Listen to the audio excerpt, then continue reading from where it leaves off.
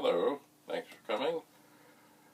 Today what we have in front of us is a myriad of Vic-20s, but one, regardless of their functionality, one is special. And how is it special? Well, let's try this. I'm going to hit this F7 key. I'm going to hit this F7 key. And this one. And then I'm going to hit this one. That is the sound of an original PET keyboard. It is. Because the very first original Vics, the way the keyboard was inside, the internals, was the same as the PET. These are rare. They are. So, why are we talking about this? Well, I'm going to take every works, all the other Vic-20s, and set them aside here. I think there are 5 other ones here, I believe, because, you see, for machines elsewhere in the world to survive and flourish, occasionally a machine such as this needs to be sacrificed. Now, this one, PET keyboard, yeah. As I should just before going this, I should plug this in, because I seem to remember that it did have some issues. Not necessarily tragic issues, but yes, it is. It's funny, when I first plugged it in, it was not black and white. But now it is. But I know from other things that I did that this monitor is fine, the cable is fine, everything is fine. Anyway, what are we doing today? Well, firstly, oh, maybe I already knew that.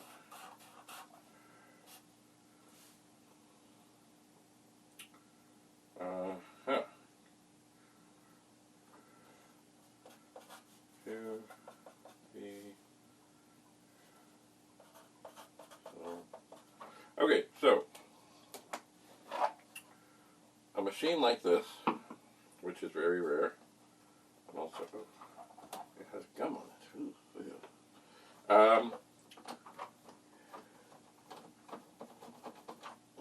It's not to say that the board can't be saved and all that, but I got a message from a fellow who has a very lovely, perfect machine such as this.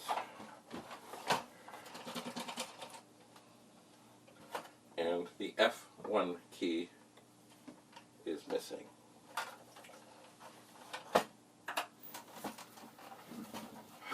So, here we are. I have decided that this keyboard will become a donor for others. Now, while I'm here, I don't know if this is going to make any difference or not, and it probably won't. I'm going to turn everything here back on.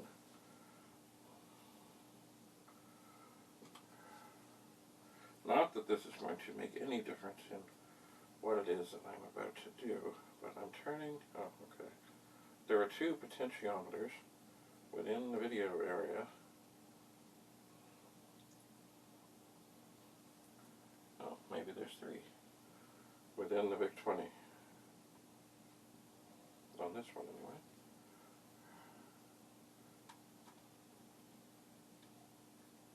Oh, yeah, I got that to turn a little now. Jesus. Don't let your screwdriver slip inside the machine, especially when it's on. Anyway, nothing seems to help. Oh, there's a chip in here. Ooh, that's not good. Why is that there?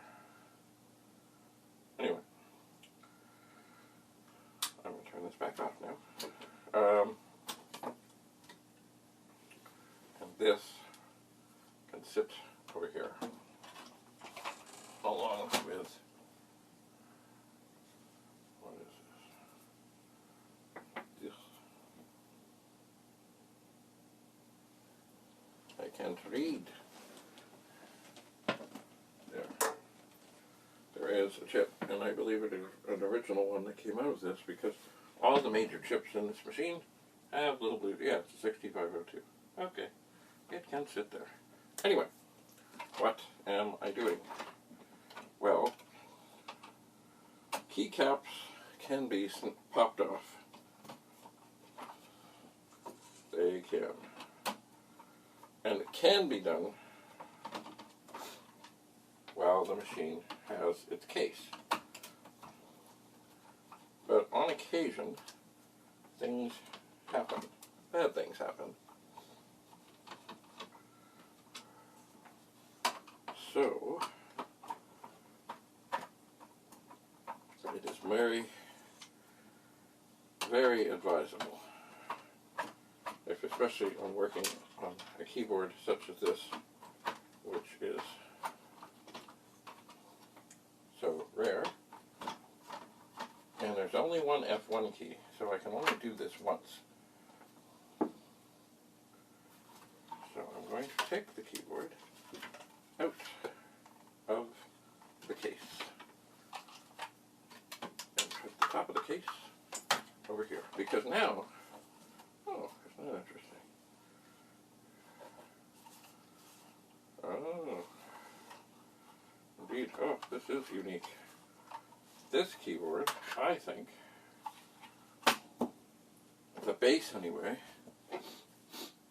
is actually, perhaps, originally from a pet. Because what I see here is tape over some extra holes. In other words, holes for the keypad. I don't think I've ever seen this before. Oh, interesting. So literally, when the Vic came out, they were literally piecing things together from what they had from time to time. So the sound of the pet keyboard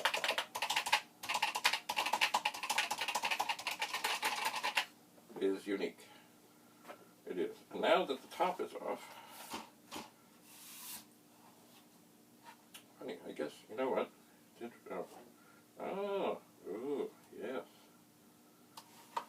This, yeah.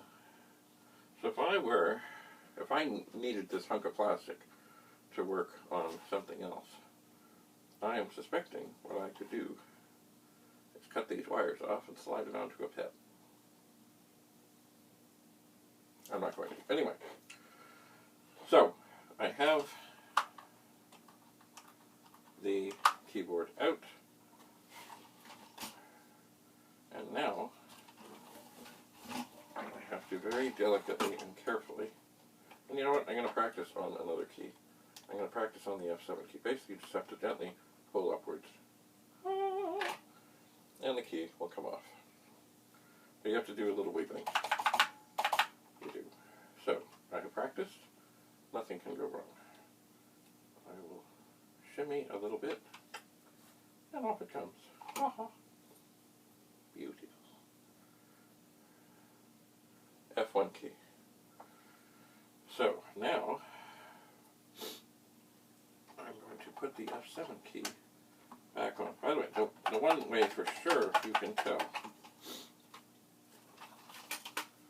if you take a key off and you're looking, most, but not all, 64s, they have a little connector that would hook the key on with like a little plus sign. These are a square. They are. So they are indeed pet style.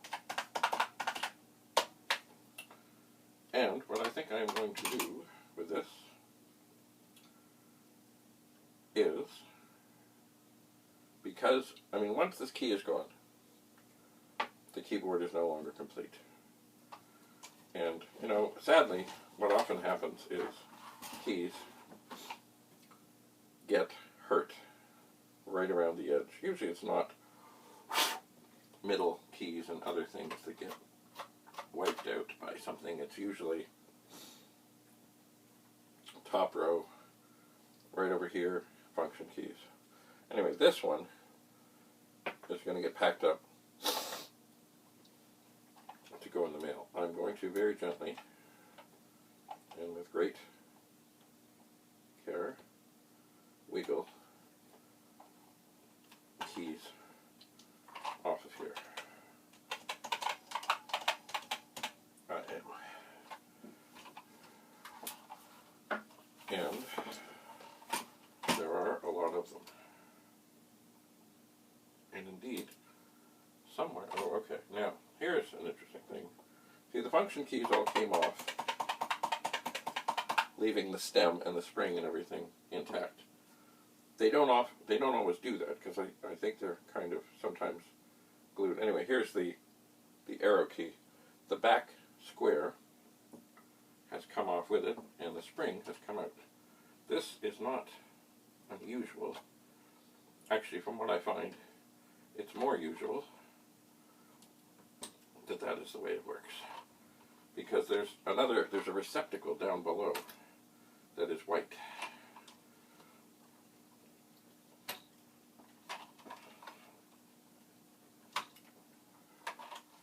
There is.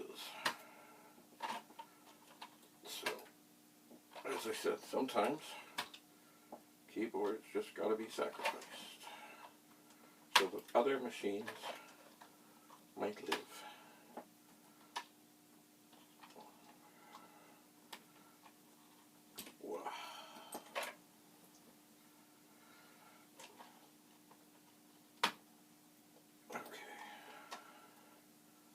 One thing I should have right handy here that I don't is a couple of Ziploc bags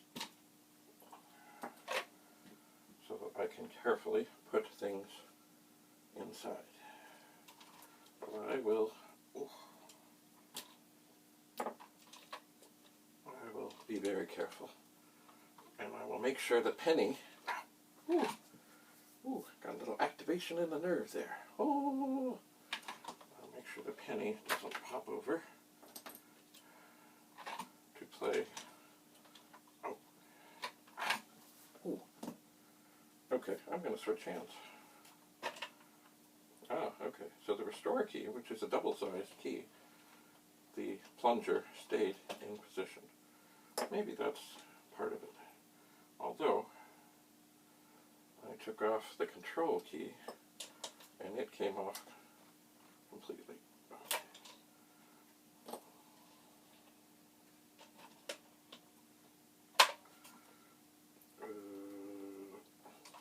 Sometimes,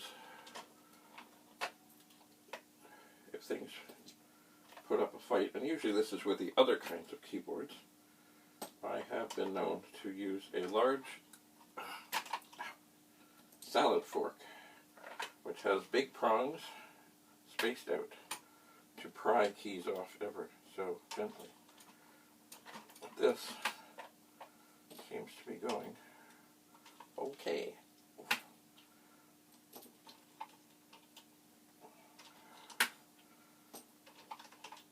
Most of them, you just give a good grip. Now, the other part of this is, if you have such a keyboard as this, or if you,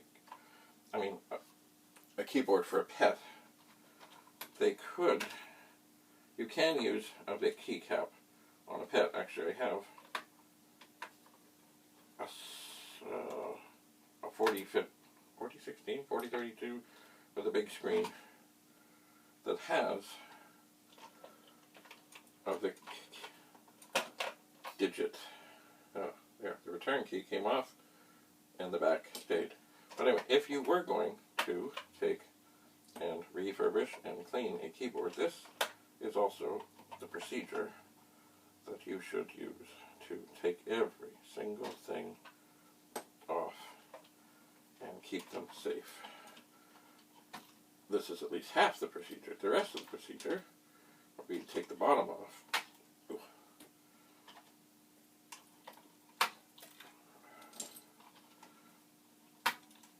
Alright. And then clean up the circuit board and everything. Because you see, down in between the keys, there gets to be dirt and dust. And there's a lot of it. And even in the cleanest, like you could take a can of compressed air or what else? A compressor and blast air in, and it will do good things. Oh, there. Shift key came off without the bottom. But ultimately, there is nothing as good as pulling off, with great care, because you certainly don't want to break something, all the keys. Come on. And getting all the dust out.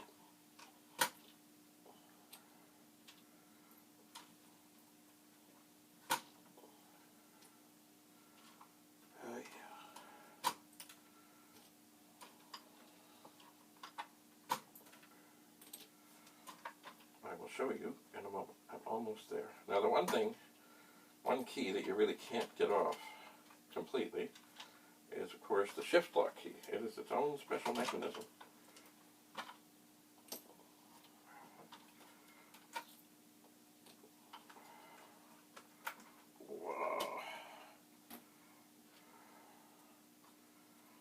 Now, I may,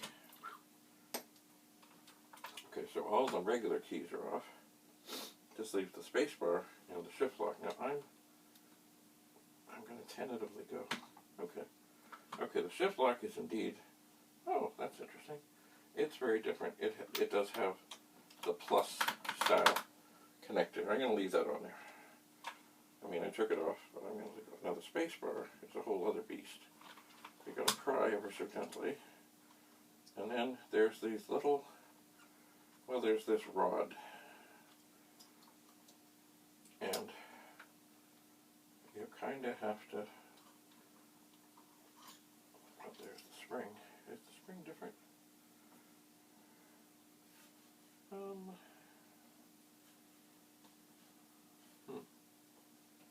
No, I guess it's the same.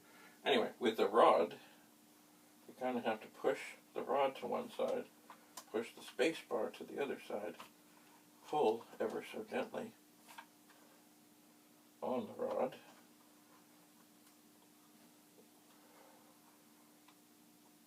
to pull it out. Oh, and that is not happening. Why is that not happening?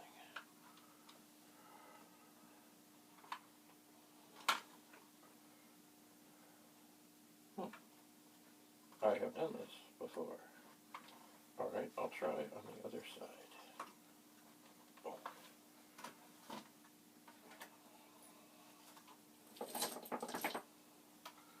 I'm going to switch this around.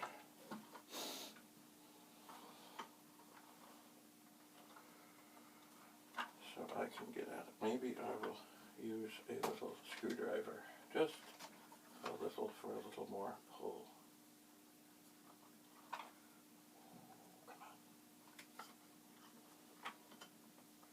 Why is this being so difficult?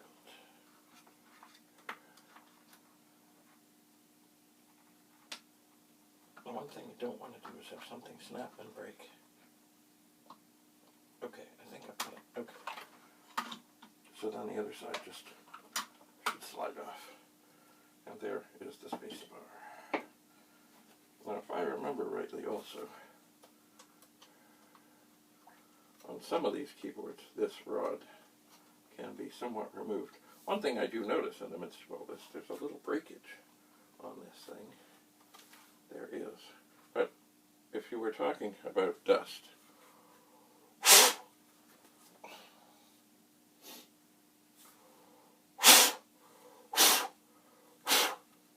there's some dust. And that comes out pretty good.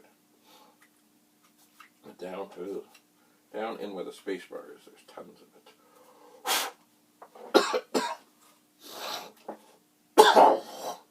Yuck. Now these plungers that remained, often with some, there we go, they too can likely be removed with the same pull. They just, there we go. And of course, if you're going to be, if somebody needs the plunger, then you got to get them out.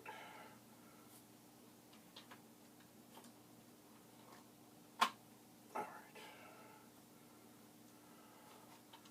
They do, it's funny how they're both, they just fit very well. They do very well.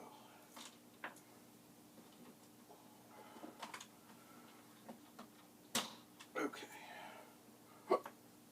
So the last plunger is out. And oh, the springs are trying to hang on here. So I'm not sure if you can see. There is basically electrical tape on here. So I would suspect if I had a pet keyboard handy, which I thought I did, but I don't, that this would be the same internal mechanism. The keys, of course, on the pet were more black and white rather than brown and white. But right here, there's the extra holes for the keypad. Interesting.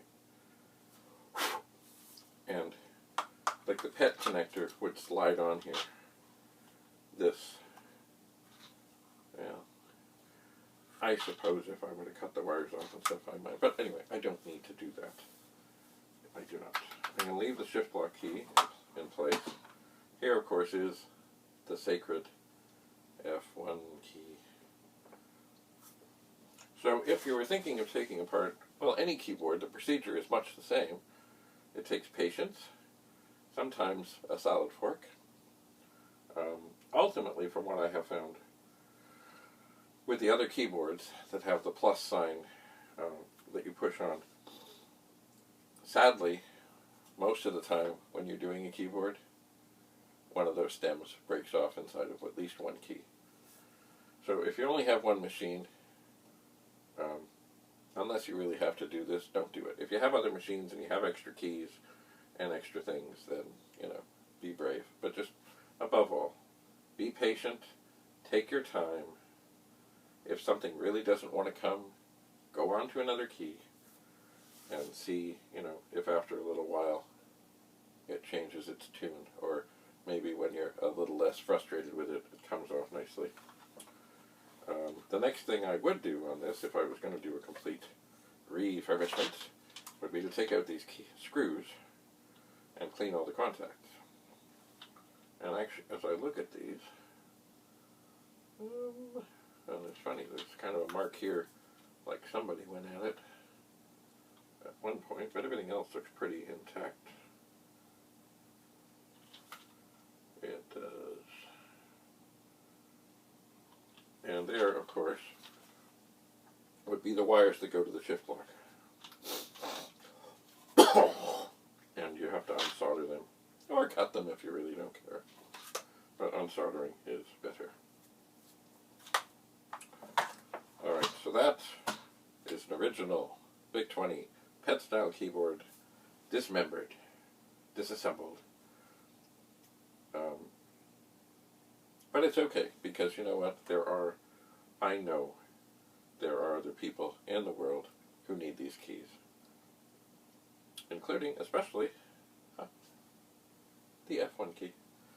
So I'm going to get out my phone, and I will text the man, or was it through Messenger? There are so many ways to communicate these days. There are.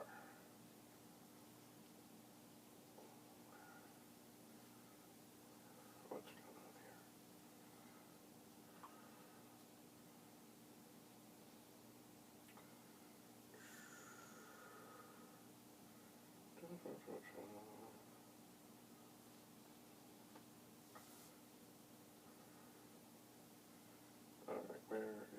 message.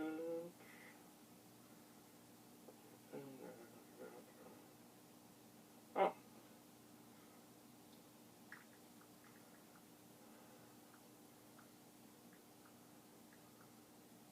Got the F1 key off. That's kind of an understatement because all the keys are off.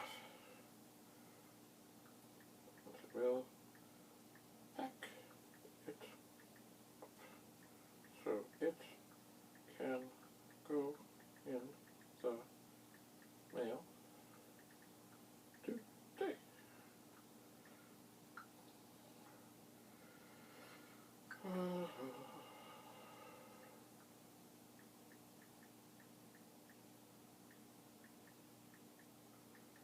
It will. I'm just going to send him a last little message with my email, which is dr.bradleyphotography@hotmail.com, just the way it sounds, just the way it's written.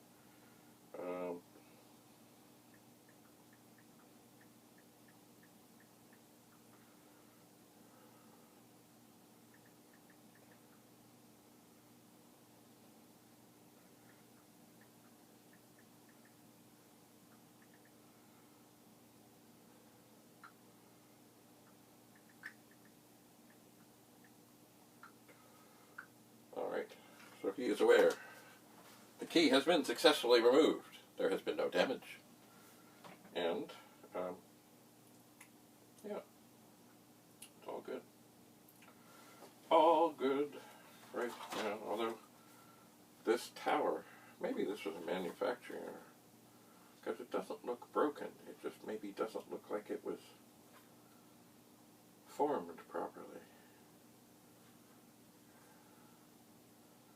Like, usually if something's broken, you can see it's kind of got sharp edges to it, and this is very smooth. So, anyway, but it really didn't affect the functionality of it. It was just, if you ever opened it up and looked, you'd say, hey, look, wasn't quite made right. Oh well. Alright. So that is how we take apart an original PET Vic-20 keyboard. That is how we do it. So what I'm going to do now is, I'm going to think about what I'm going to do now. I am. I'm going to take off my glasses and make sure I don't lose any of this. And this. And the screws. Etc. So, thanks for coming. Good luck with any keyboard projects. Don't hesitate to write if you run into troubles or if you're looking for such a key. I have everything except the F1 key. And actually, I do have another keyboard like this that I've already taken apart, but the F1 key was long gone. So, this is what had to happen. It is. But sacrifices are necessary. Anyway, thank you for coming. We will meet again soon. We will. Until then,